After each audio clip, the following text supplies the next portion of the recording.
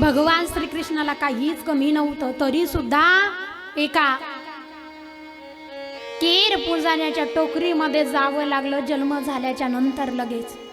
काहीच कमी नव्हतं। मग देवादिकांना सुद्धा प्रारब्ध चुकले नाही। जसे देवादिकांना सुद्धा प्रारब्ध चुकले नाही तसे तुम्हा आम्हांना सुद्धा प्रारब्ध चुकणार नाही। कारण जे प्रारब्धाचा फेरा आहे मात्र तो फेरा प्रत्येकांना भोगायचा आहे।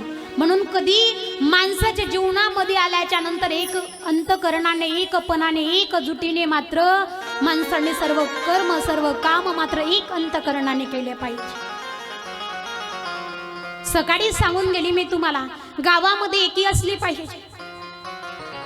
त्याच वेळेस मात्र तिथे काय टिकते? लक्ष्मीच टिकते। कारण ज्या गाडगे महाराजांनी, ज्या राष्ट्रसंत तुकडोजी महाराजांनी प्रत्येक गावामध्ये जाऊन जे प्रत्येक उपदेश केले ते काही खोटे केले नाही। गाडगे महाराजांनी तर प्रत्येक गाव झाडले। एकच मनामध्ये मंत्र, एकच मंत्र, गोपाला गोपाला देवकी नंदन गोपाला, या मंत्राचा जप करावा आणि हाच मंत्र घेऊन मात्र अख्खं गाव झाडावं।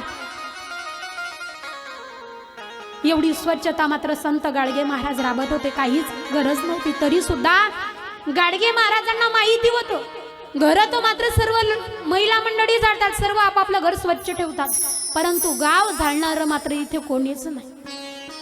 हातामध्ये खराटा घ्यावा आणि प्रत्येक लोकांना म्हणावं, चला या स्वच्छता आपण करू, चला या आपण स्वच्छता करू। स्वच्छता अभियान राखायचे गाडगे महाराज।